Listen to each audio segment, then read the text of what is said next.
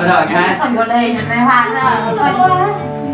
cái tôi năng cái năng vẽ cái kè lắm rồi năng cái năng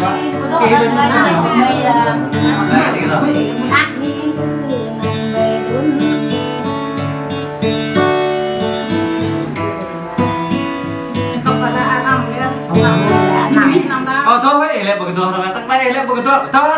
tôi biết trong đây không ta mà nó có đấy nữa bắt đầu cái chặt sẽ bắt đầu họ cam họ phải đặt vô họ luôn bơm gạo gì dạ chắc phải mà phải đừng lên cho cái này lên lên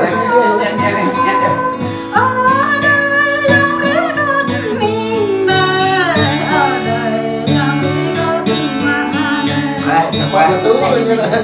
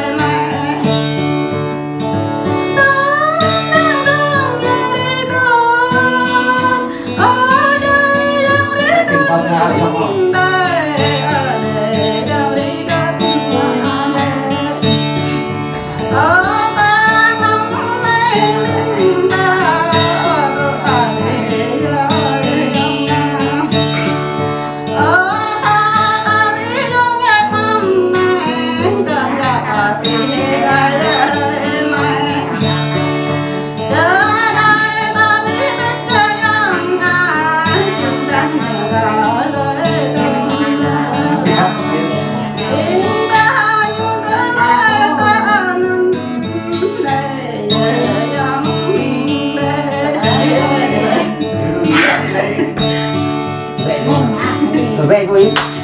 về đồng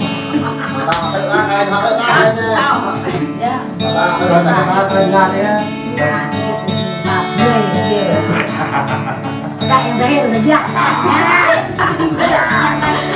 Thật tốt kia là kia là em cũng mà. Em cũng mà chắc heo quá. Nó đây à chắc nó không ăn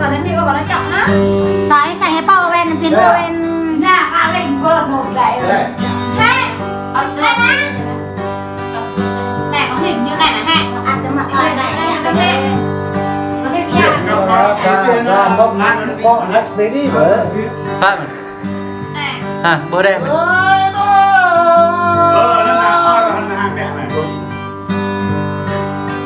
có mới giờ tôi ghi ra con nhà nó ở tôn hay mới giờ tôi ghi ra con dạ gặp nhau về đi lẹ bre băng bè rồi đi nó tôn hay đi làm bre lăng bè con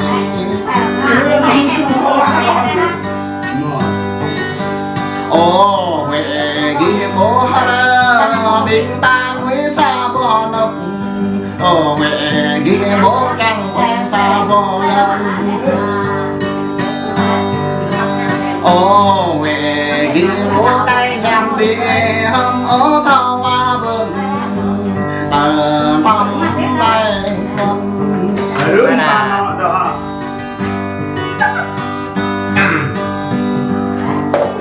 đời con cho cái bức cho hơi đây bố lâm mẹ lại tôi mẹ để ở tuần hay bố cá nhỏ tuần đi ấy sẽ học bắt mặt sẽ đâu để ở tuần hay im lỗ đẹp năm hàng ê thế này thuộc trong cái việc đang gặp mặt lần này họ quay đi hồng thắp tố con mình mà lần này là họ quay thắp mình ta bu vâng nó từng ấy thấu mẹ hà đình ta bu thầu Ui, đó anh thôi. trong ngày kết nằm ghi lòng này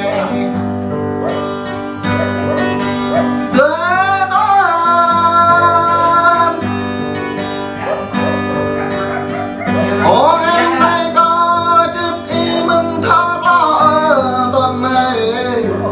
em này có cho ý mừng thao cho quên ô em này có vô ý mừng thao chút nấy tuần hay kiếp này rắn cho dòng này thằng năng rồi con bé năm phương ngọ dạ như ở đom đom bia mình ta có tân hay còn đom bao mình ta có tưới tân vậy biết đó ướp nhà nhi trứng cá đang đạch này mày ở tân hay có đây nhà nhà chung tay có để nhà giang ray chung riêng nhà ray này hoài để dấu thôn tình ta hoài thôn dấu nguy vợ mình né ở bên hay cầm kia dòng này ê bồ nuôi để định thao hoa mươi mấy tuần ê mày ngã ngỡ định thao bay đang cái thế tuần bộ tôm dông đã con ya con về mấy ở tuần này tôm dông rẽ lại học giờ này lệ về ho tuần ho cô kẻ nắm cha vào tuần ho bố dạy lắm đôi mẹ thơ lại tốt trong tuần ho tôi mừng bá em bên tuần tỷ loạn tôi mình bá xích định làm này nữa ở tuần hay cầm 10 ngày nhớ để chú bỏ ba cầm 10 ngày nhớ đó ba bỏ ngon dễ tân cầm 10 ngày đó tao cháu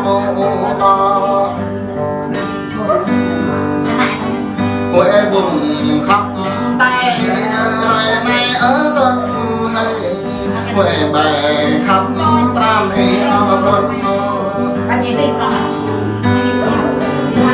có đoạn rễ đơm đỡ có chưa đỡ nâng nhớ đỡ ninh bạc rễ bình ghi về này đúng bài